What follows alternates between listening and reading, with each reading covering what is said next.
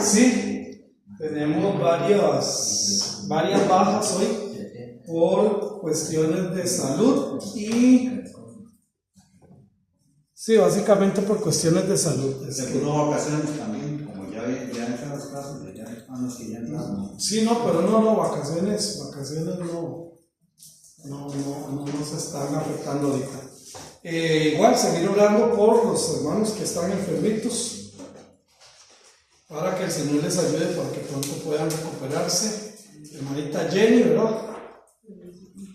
Es que trato de relacionarlo siempre con alguien de la familia o así, para que no se me vaya. Muy bien, vamos a empezar. Hermanita Sofía, que Dios me la bendiga. Gripe.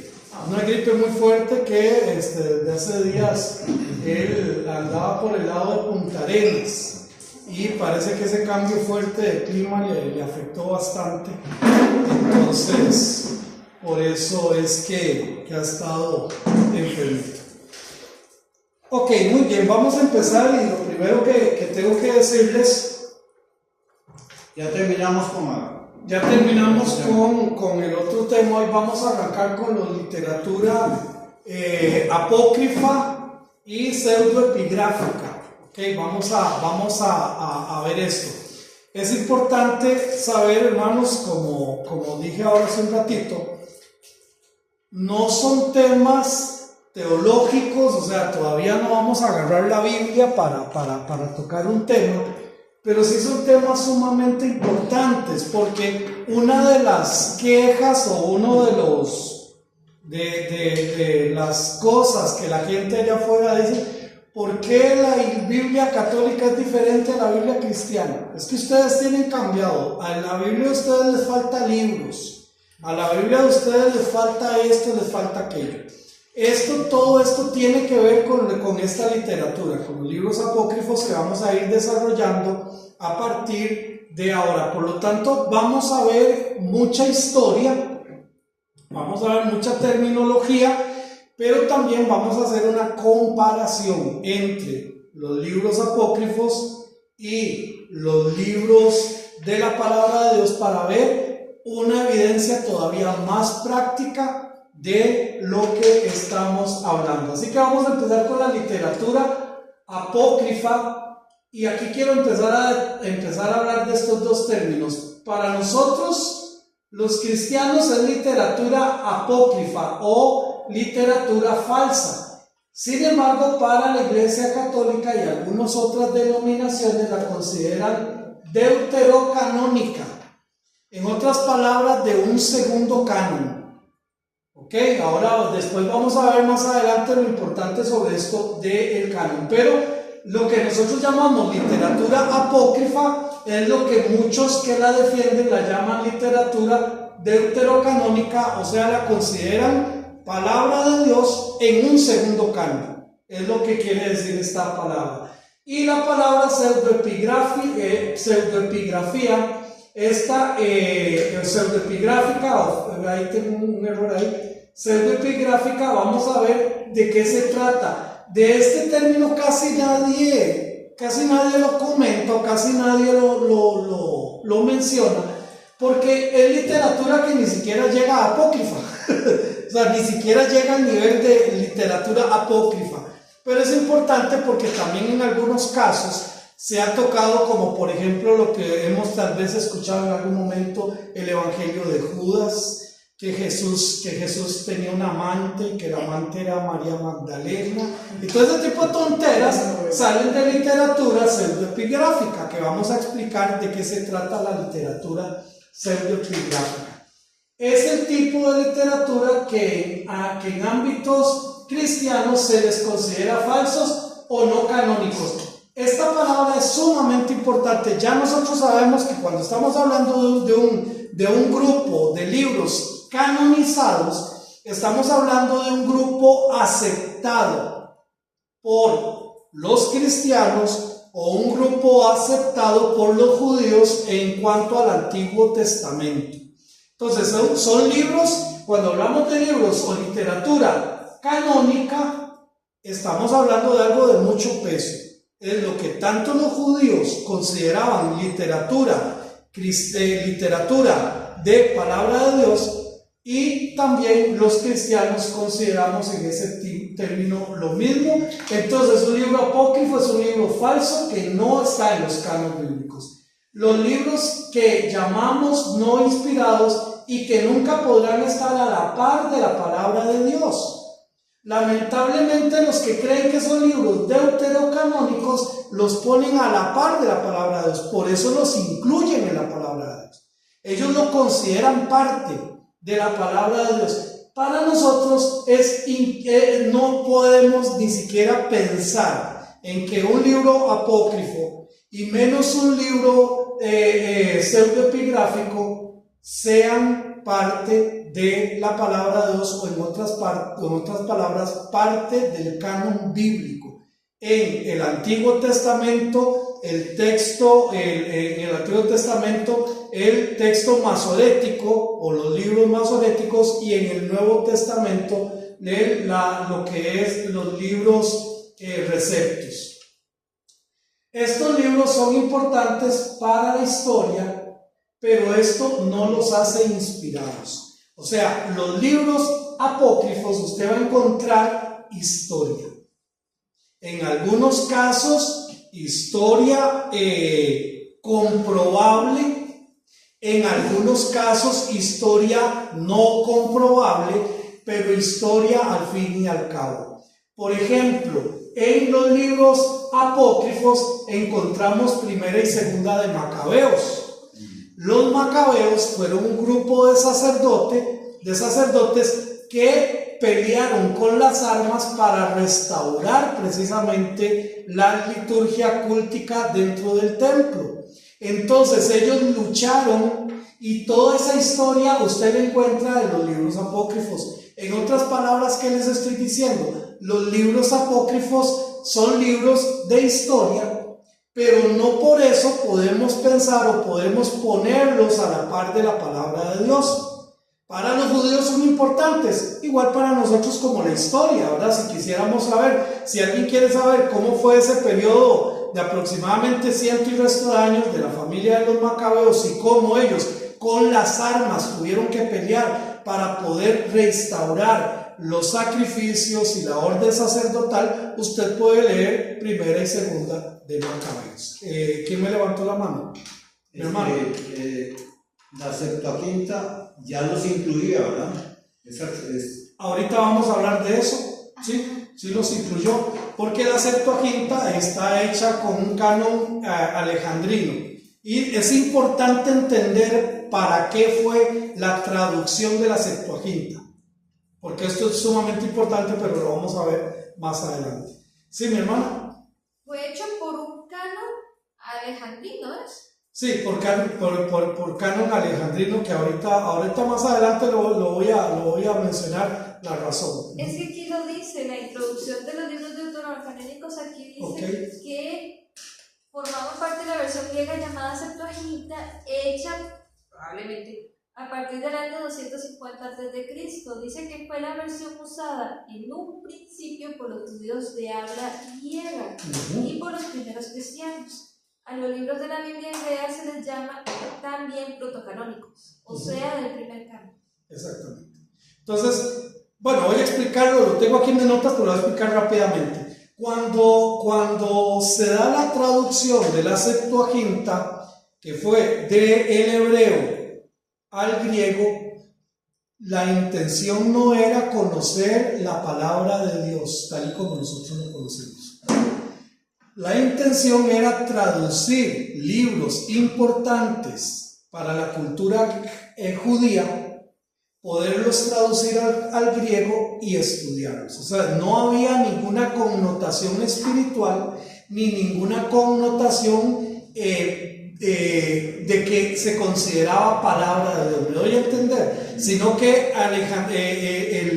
la intención de tomar los libros hebreos y pasarlos al griego, la intención nunca fue espiritual, nunca fue decir, bueno, es la palabra de Dios y queremos entenderla y conocerla. Entonces por eso fue que incluyeron precisamente los libros apócrifos, libros que no eran eran canon del canon hebreo, pero ellos igual lo introdujeron porque era igual cultura general, por decirlo, de historia, exactamente. Entonces, estos libros son importantes por la historia, pero esto no los hace para nada libros inspirados por Dios. ¿Sí, mi hermano? Ok, pero digamos, ¿de dónde, por ejemplo, ellos indican o definen que son o no inspirados?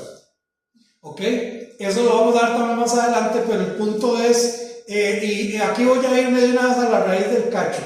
¿Por qué razón la Iglesia Católica los acepta como de un segundo canon?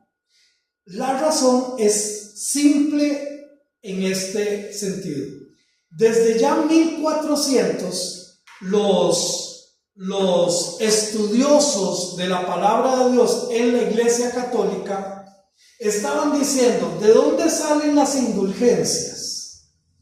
Nosotros no vemos en la Biblia que se puedan pagar indulgencias por los pecados. Sin embargo, la Iglesia Católica le decía a la gente, usted puede pecar todo lo que quiera siempre y cuando usted pague un impuesto por sus pecados, y entonces usted le vamos a dar el perdón, como si la Iglesia tuviera esa posibilidad.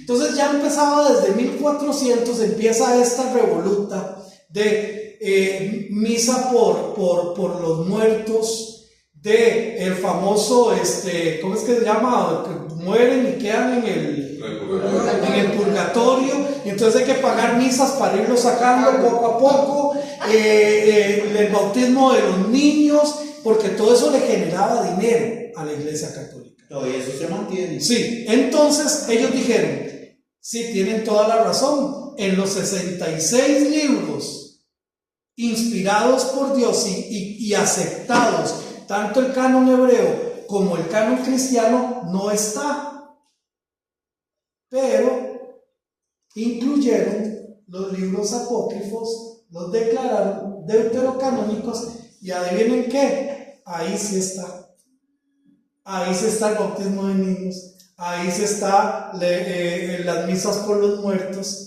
Entonces ellos tomaron esto para decir, aquí está, estos son libros deuterocanónicos, ahora ya tenemos una base bíblica para seguir haciendo lo que estamos haciendo. Entonces, esos libros del segundo canon, que o sea, se entiende que es el segundo canon porque efectivamente fue la base de justificar todas esas prácticas totalmente, digamos, fuera de la palabra de Dios. Pero estos libros, digamos, sí, el pueblo hebreo los conocía. Sí, claro. Sí los conocía y ellos, digamos, era como parte de lo que ellos tenían como referencias históricas.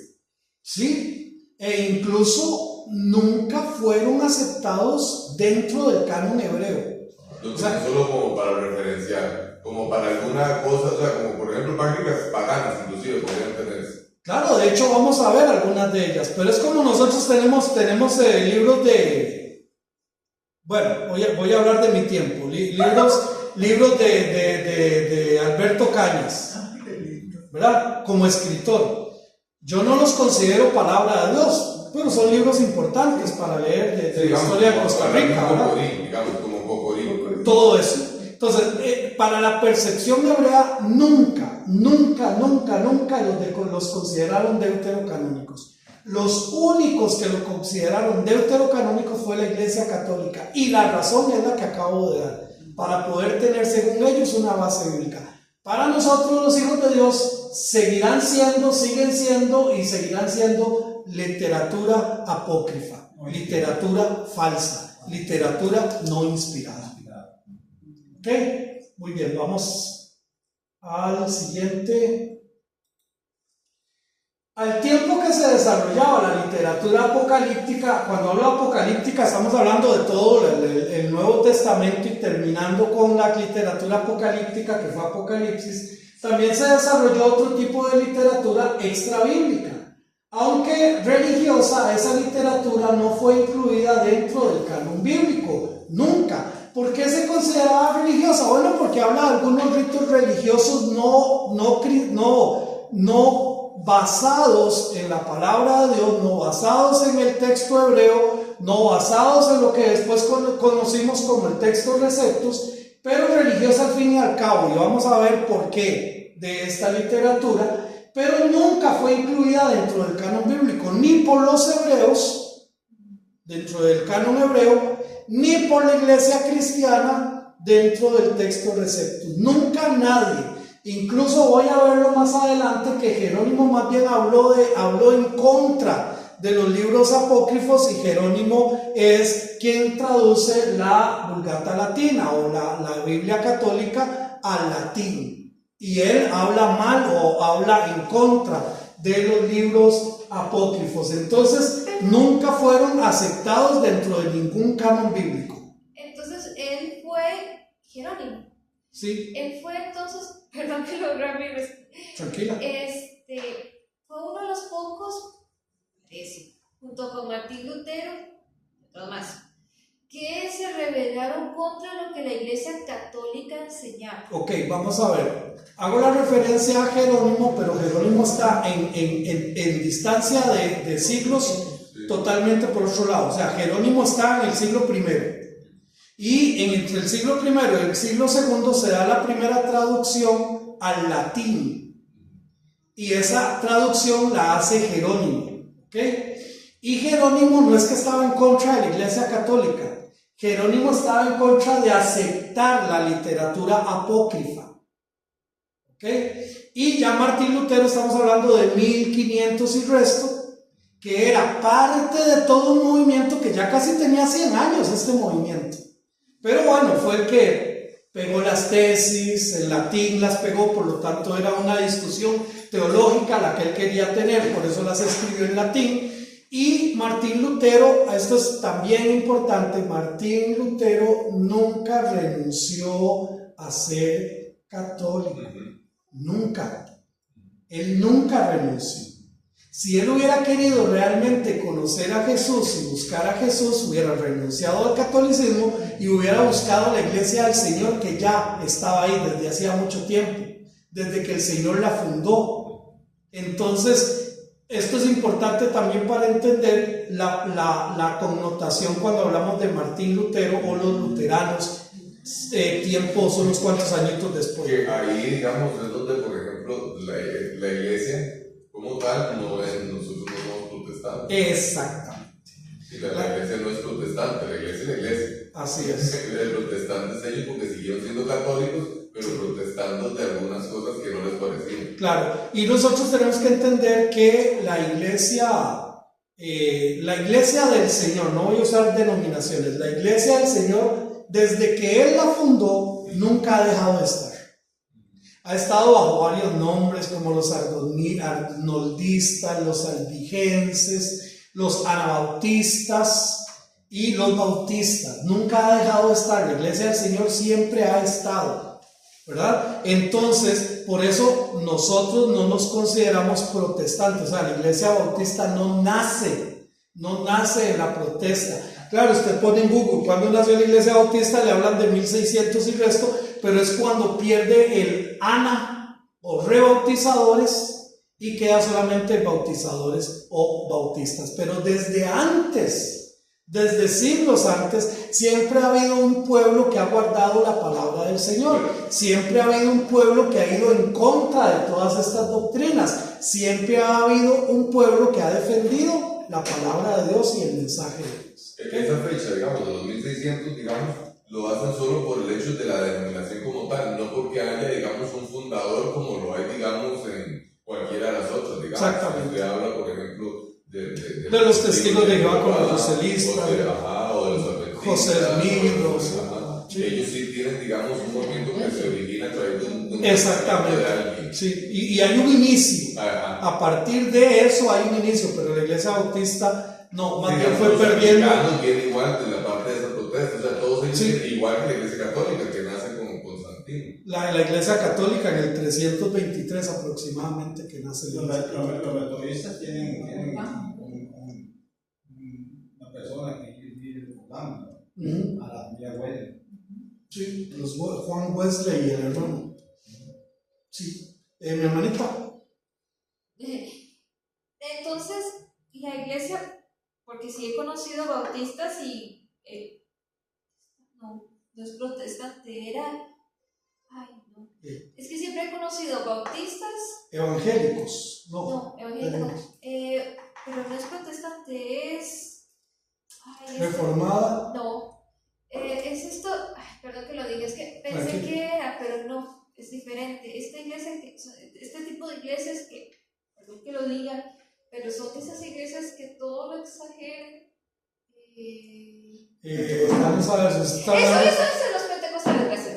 Los pentecostales. Sí, es que protestante, pentecostales, Sí. se me pareció un movimiento, entonces, pero Sí. los protestantes no son cristianos como tal. No, ok, yo no estoy hablando que sean cristianos o no cristianos, porque un cristiano es un seguidor de Cristo. Okay. Aquí estamos hablando de términos denominacionales. Un cristiano es aquel que sigue a Cristo independientemente de en qué denominación esté. Y esto es algo que tenemos que entender. ¿En la Iglesia Católica hay cristianos? Sí, yo creo que sí. Sí, ¿no? ¿Y en la Iglesia cristiana no hay cristianos? Sí, yo creo que sí. ¿Verdad? Entonces, para entender el término cristianos, ahora, los pentecostales nacen de un movimiento carismático, más o menos en 1912, por ahí, que aparecen los movimientos carismáticos y a partir de ahí nace el movimiento pentecostal. Sí. Pentecostal basándose en Pentecostés, que fue cuando se dio la llenura del Espíritu Santo, ¿verdad? Entonces ellos toman ese término de Pentecostés, que eran 50 días después de la Pascua, que fue cuando el Espíritu Santo vino y todos empezaron a hablar en diferentes idiomas las maravillas de Cristo. Estoy hablando de Hechos capítulo 2. Entonces ellos toman esa terminología, Pentecostés, los pentecostales, porque creen que a partir de ahí, o sea, la llenura del Espíritu Santo, ellos creen en un movimiento místico donde el Espíritu Santo viene y los llena, y a partir de ahí son pentecostales, pero nacen de un movimiento carismático de la Iglesia Católica, un movimiento carismático de la Iglesia Católica. ¿Eran católicos? Sí. Los neopentecostales. Ok. Pero entendí que la palabra neo quiere decir falso. No, neo quiere decir nuevo. Los neopentecostales, que ese término se ha venido apoyando tal vez en los últimos 20 años, es para hacer una diferencia entre los pentecostales que realmente buscan la santidad, que realmente aman al Señor, que realmente creen en la palabra del Señor, los pentecostales, y los neopentecostales son estos grupos extremistas que hay ahora, que tienen profetas, que tienen apóstoles, que hablan de la prosperidad, que hablan de que todos debemos de ser ricos, que dice que le salió polvo de oro en sus manos. Sí. Ese es el neopentecostalismo. Para hacer una diferencia, porque también hay muchos hermanos pentecostales que aman la santidad y aman a Dios, y yo no soy quien para decir aquí que no son hijos de Dios. Dios me libre de semejante cosa. Pero sí, el término neopentecostal se está refiriendo para hacer esa diferencia de lo que estamos viendo ahorita en movimientos que se les llama neopentecostales. Ok. La palabra es pseudo. Yo estoy con la palabra pseudo cristianos. La palabra pseudo sí, pseudo es falso. Sí, que no es tan que parecen, pero no lo son. Pero no lo son. Y de eso también hay en todo lado. De eso también hay en todo lado. Muy bien, seguimos aquí. El canon palestino o el canon hebreo. Esto es muy importante porque cuando hablamos aquí del canon palestino o el canon hebreo es generalmente aceptado por los judíos y admite los libros que según la tradición judía Esdras recopiló y ordenó. El Antiguo Testamento que nosotros tenemos, que son los 39 libros, fueron recopilados por Esdras después de los 70 años del exilio.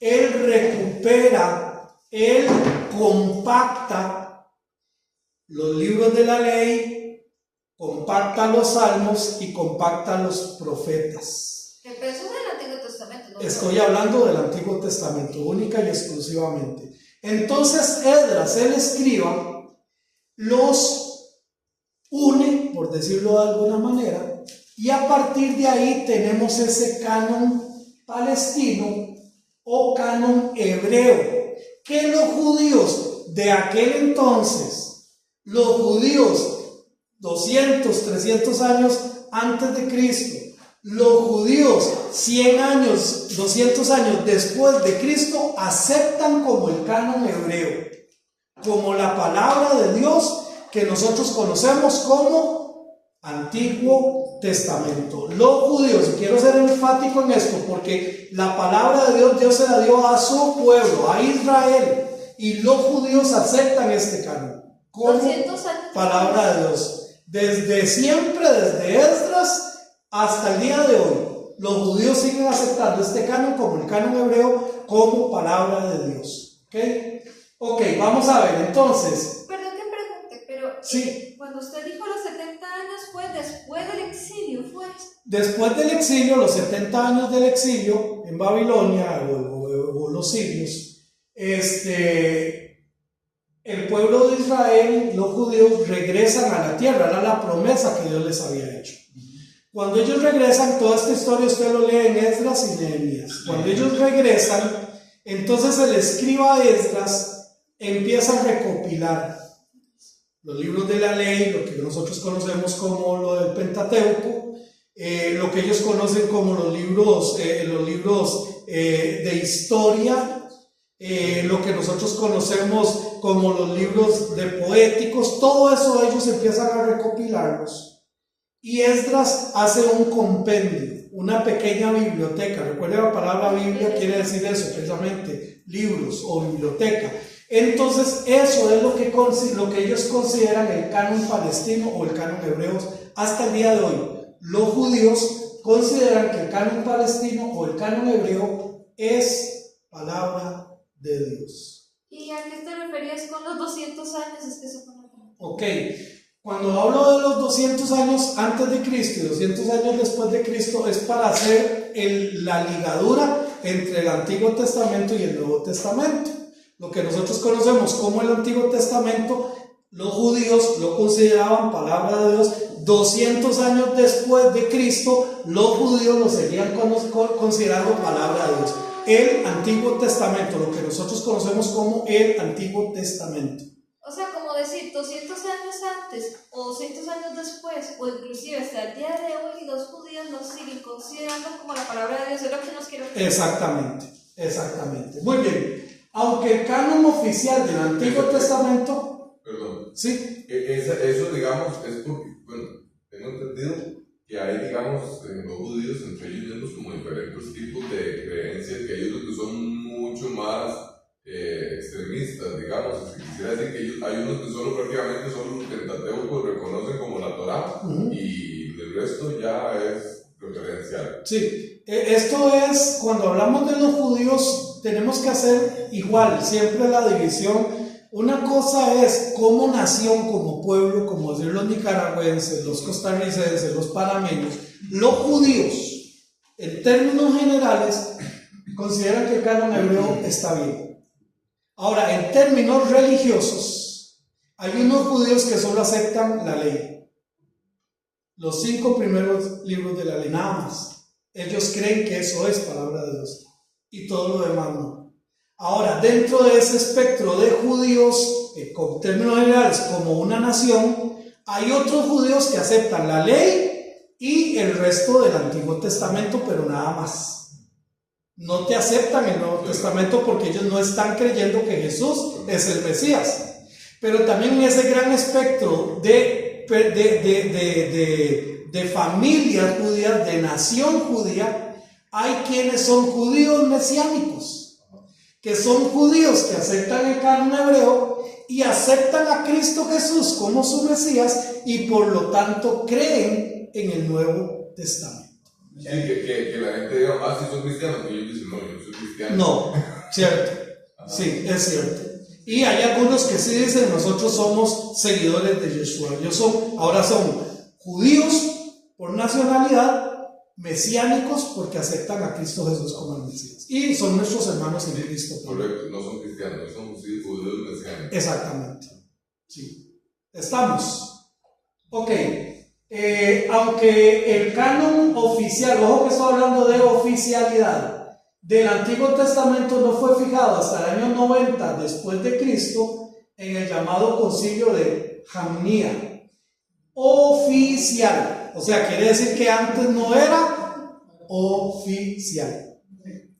Seguía siendo canon hebreo sin tener la oficialidad. En el año 90 después de Cristo se hace oficial y hasta el día de hoy los judíos siguen aceptando el canon palestino o el canon hebreo, que es el mismo que nosotros tenemos del Antiguo Testamento, como palabra. Eso es un concilio, eso es que como que se reúne el Sanedrín y dice, esto lo aceptamos y aquí va para adelante. Y de aquí nada más. ¿Y por qué se da en el año 90? Es interesante este dato. ¿Por qué no se dio antes? ¿Por qué no se dio 200 años antes de Cristo? Porque en ese caso solo había un testamento. Nada más. Solo uno. Pero ya para el año 90 se estaba escribiendo el Nuevo Testamento. Entonces ellos dijeron, aquí es importante dejar oficialmente cuáles son nuestros libros sagrados. Y por eso será de forma oficial, en el año 90, el canon. Ya para el 90, digamos que estaba completo, pero digamos no compilado, ¿es así? No, estaba compilado, estaba completo, estaba aceptado, pero no era un asunto oficial. O sea, no, todos sabían que sí era. Vamos a ver, es como. Pero tal vez no expliqué la pregunta. Ok, más bien, o sea, estaba completo, digo yo. Juan, que escribió el Apocalipsis, y creo que fue el. Aunque estamos hablando del Nuevo Testamento. Ajá, prácticamente, o sea, que todos estaban escritos, todos los libros al 90 prácticamente estaban escritos. Ok, Antiguo y Nuevo Testamento. Sí estaban escritos, pero todavía el Nuevo Testamento no había sido oficializado. Correcto. Aunque sí, se cree porque aproximadamente en el año 70 se da la gran destrucción del templo y la persecución de los judíos. Se cree que todo el Antiguo Testamento, exceptuando Apocalipsis, pudo haberse escrito antes de esa fecha por la razón que nadie lo menciona. Ese evento tan fuerte que Jesús mismo profetizó. Nadie lo menciona, no lo menciona Pedro, no lo menciona Pablo, no lo mencionan los evangelios, Santiago, Judas, nadie lo menciona. Pero ya tendría 90 años Juan cuando lo escribió. Sí, en Apocalipsis Juan se dedica a escribir la profecía, no se dedica a escribir evangelios con respecto a Jesús y la vida de Jesús. Ya él lo había hecho, el evangelio de Juan, ¿verdad? Entonces, cuando él recibe la profecía de Apocalipsis, se dedica a escribir eso. Y sí, ya estaba viejito. Tiene que haber sido como en el 70 que lo escribió. Por ahí más o menos. Pero como les digo, él ya no estaba dedicado a poner algo sobre la vida de Jesús, sino que estaba extasiado con esta visión y todo lo demás que vio en Apocalipsis. No solo visiones por aquello del video, no solo visiones, sino que muchas otras cosas que él pudo vivir en Apocalipsis. Entonces, quiere decir que en el 90 se oficializó el Antiguo Testamento, porque el Nuevo todavía no era oficializado, pero sí estaba terminado. Porque el Nuevo Testamento todavía tenía que madurar más. Ahora, ¿en qué sentido? En ese sentido, ¿cómo nace el Nuevo Testamento? El Nuevo Testamento nace de una forma muy particular. El Nuevo Testamento nace porque los discípulos de Jesús, recuerden que los discípulos de Jesús en Hechos capítulo 3 y capítulo 4 se dedican a informarle a los demás que estaban creyendo en Jesús todo lo que Jesús había hecho y todo lo que Jesús había enseñado. En estos 3 años ellos estaban escribiendo Pedro, Juan, Marcos, Mateo, estaban escribiendo, estaban ellos contando la historia de todo lo que Jesús había hecho, cómo subió en el monte y dio las bienaventuranzas, pero todo esto lo estaban haciendo de forma oral. Y allá por el año 55, por ahí 50 y resto, dijeron, es que tiene que quedar un registro de esto. Esto tiene que quedar escrito, porque si nosotros nos morimos. Y entonces así es como nace. Se cree que el primer escrito es muy probable que haya sido Santiago. Es probable.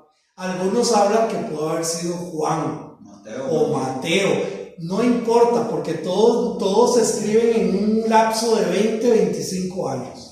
Entonces la necesidad... Lucas es el que escribe muy bien, es el que era médico. Sí, médico. Entonces la necesidad de dejar un registro escrito de todo lo que Jesús había enseñado y había dicho, es así como nace el Nuevo Testamento. Entonces no había una percepción, por decirlo de alguna manera, necesitamos escribir el Nuevo Testamento y vamos a empezar a... No. Simplemente existió la necesidad de dejar claramente lo que estaba escrito. Si usted lee, si alguno me ayuda ahí con Lucas 1, versículo 1 y 2, por ejemplo, vemos a Lucas cómo le escribe a Teófilo. Es prácticamente es una carta elegida, es una investigación. Hay dos teorías. Ahorita, después de que leamos, le digo las dos teorías que hay con respecto a eso. Esto pasa después de que Cristo muere, resucita y sube. Y así, exactamente, después de eso. Lucas 1, del 1 al 2 puede ser. ¿Del 1 al 2? Sí. Escuchemos ahí, por favor. Puesto que ya muchos han tratado de poner en orden la historia de las cosas que entre nosotros han sido ciertísimas, tal como nos lo enseñaron los que desde el principio lo vieron con sus ojos y fueron ministros de la palabra. Ahí está. Del otro, sí, por favor. Me ha parecido también a mí, después de haber investigado con diligencia todas las cosas desde su origen, escribírtelas por orden, oh excelentísimo Teófilo. Ok. Es Lucas, ¿verdad? Lucas. Entonces aquí vemos, número 1, al Señor nunca le ha importado que lo investiguemos, porque todo es verdad. Entonces Él dice, como ya muchos han venido escribiendo, probablemente ya Pablo estuvo escribiendo algunas cartas, probablemente Pedro, probablemente Juan, probablemente Mateo. Entonces dice Lucas, a mí me ha parecido bien escribirle a usted todo lo que ha acontecido desde el inicio. ¿Desde el inicio de quién? De Cristo Jesús. Ya le doy la palabra, hermanito, para terminar aquí. Pero cuando hablamos de Teófilo, hay dos corrientes que podrían ser, cuando estemos allá cuando esté con Lucas, allá le puede preguntar. Una es que Teófilo realmente haya sido un amigo al cual él le escribe todo lo que había pasado con Jesús, porque el segundo tratado que Lucas escribe para Teófilo es Hechos, y el inicio de Hechos vuelve a mencionar a Teófilo. Entonces, o era un gran amigo de Lucas que se tomó todo el trabajo de investigar y poner en orden todo para Teófilo, o pudo haber sido un nombre secreto porque ya la iglesia estaba siendo perseguida. Y Teófilo en griego es Teos, Dios, y Filo, amigo, los amigos de Dios. ¿Existen las dos teorías? Yo no soy Lucas para saber cuál de las dos es, pero por aquello que las escuche por ahí. Ya yo lo he escuchado. Ok, me le adelanté, mi hermano. Después, la otra es que Marcos, cuando Jesús estuvo predicando, Marcos es chiquillo, es muy joven. Sí. Pero alguien eso no es un programa de cátedra. La gran capacidad intelectual que tenía, nada más que por otras razones, no escribió tan bonito, digamos, que tuvo el apóstol Pedro. Porque dice ese hermano, dijo, Marco lo que hizo fue extraerle todo el conocimiento que tenía Pedro como discípulo, apóstol del Señor Jesús. Y Marcos era un joven muy capaz, muy inteligente. De hecho, allá digamos que muchacho que se cambió de todas las cosas. Y entonces Marcos escribe, pero prácticamente quien le lleva la mano escribiendo fue el apóstol Pedro. Podría pasar, podría haber sido. O sea, Marcos, la característica del Evangelio de Marcos es que cuando habla de costumbres judías las explica muy bien porque él era griego. Entonces cuando habla de lavar las manos, por ejemplo, entonces Marcos se toma su tiempo para explicar de dónde salía esa costumbre de lavado de manos de los judíos. Entonces, para ver situaciones de costumbres judías, es muy interesante leer Marcos, el Evangelio de Marcos. ¿Tú también era griego? Sí. Sí. En este caso, por ejemplo, no sé, Pedro era pescador. ¿Hasta dónde, digamos, él sabía escribir? No, todos sabían escribir. Es una consulta, digamos, porque yo sé, por ejemplo, Mateo era publicano. Ese fue sabía escribir. Era una persona. Pablo era un erudito. Pablo era un erudito, ¿verdad? Marcos, digamos, pues tenía su. Y Lucas era obviamente un doctor. Juan y el otro eran de una familia pudiente. No creo que Pedro escribiera. Sí. Recuerden que en esos tiempos estaban los escribas, ¿verdad? Ajá, correcto. Que eran los que se dedicaban a eso, a escribir, ¿verdad? Precisamente. Y Pablo, ya leo la palabra, mi hermanita. Pablo, por ejemplo, creo que es a Gálatas que le escribe y le dice que mira con cuán grandes letras os escribo de mi propia mano. En otras palabras, no era la costumbre de Pablo escribir, era la costumbre de Pablo dictar para que alguien más escribiera. Y él ahí. Entonces, pero sí, hermano, o sea, si sabían o no escribir, es complicado para mí decirles sí o no, pero el punto es que sí fueron llevados, fueron inspirados por el Espíritu de Dios. Si no buscan para escribir. Sí. Hermana Sofi. ¿Cómo se sabe que este Nuevo Testamento entonces, porque fue escrito después, ¿verdad? ¿Cómo se sabe que esto fue inspirado, digamos, pero que lo cuestione así, para que, por favor, no me regañen a ¿cómo se sabe que es inspirado por Dios? Porque esto fue que se nos ocurrió después, que dijeron, mira, es que queremos dejar constatado lo que a nosotros nos pasó, cada uno, ya sea Mateo, Lucas, Juan y hasta los distintos libros que no necesariamente son evangélicos, sino todos los que conforman el Antiguo Testamento. ¿En qué momento dijo Dios, bueno, esto es inspiración mía? Ok, bueno, había muchos cuidados, muchísimos cuidados. Uno de los primeros cuidados era que ninguno podía contradecirse, ni con el Antiguo Testamento ni entre sí. Era un cuidado que se tenía. La mano de Dios. Exactamente. Segundo, no podemos ignorar que la palabra misma de Dios dice que los santos hombres de Dios fueron llevados, fueron inspirados por Dios para escribir. También es interesante entender que el autor de la palabra de Dios es el Espíritu de Dios, utilizando a escritores. Ahora, este término llevado, fueron inspirados, este término inspirado solo se usa 2 veces en la palabra de Dios. Una es cuando Pablo está en el barco y el barco que iba para Roma fue en una tormenta, que ellos tiraron cosas y no hubo manera, el barco fue llevado por el viento sin ningún tipo de control, por decirlo de alguna manera, y es la misma palabra que se usa para inspirado. En otras palabras, los santos hombres de Dios fueron llevados por Dios mismo para escribir lo que a Dios le plació que quedara como su palabra.